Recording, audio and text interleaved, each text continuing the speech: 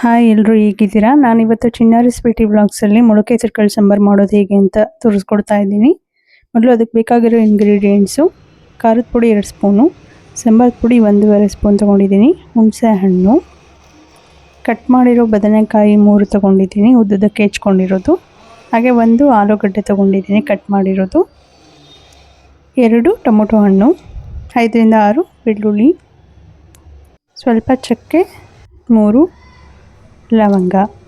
ಮಿಕ್ಸರ್ಗೆ first ಚಕ್ಕೆ, ಲವಂಗ, ಕೊಬ್ಬರಿ ತುರಿ 1 ಬಟ್ಲಷ್ಟು, ಬೆಳ್ಳುಳ್ಳಿ, ಖಾರದ ಪುಡಿ,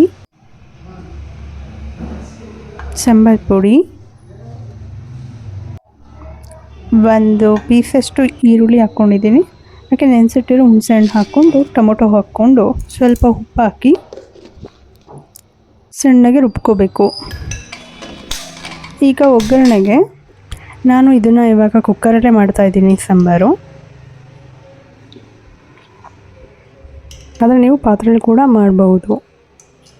ಒಗ್ಗರಣೆಗೆ ಬೇಕಾಗಿರೋದು ಕರಿಬೇವು, 2 ಈರುಳ್ಳಿ, 1 ಟೊಮೊಟೊನ ಮೊದಲೇ ಕಟ್ ಮಾಡಿ ಇಟ್ಕೊಂಡಿದ್ದೆ. ಇವಾಗ ಎಣ್ಣೆ ಕಾದಿದೆ, ಸ್ವಲ್ಪ ಸಾಸಿವೆ ಸಿಡ್ದಾದ್ಮೇಲೆ 4-5 ಎಸಳು ಕರಿಬೇವು ಹಾಗೆ ಕಟ್ ಮಾಡಿರೋ ಈರುಳ್ಳಿ ಹಾಕಿ ಬಾಡಿಸ್ಕೋಬೇಕು.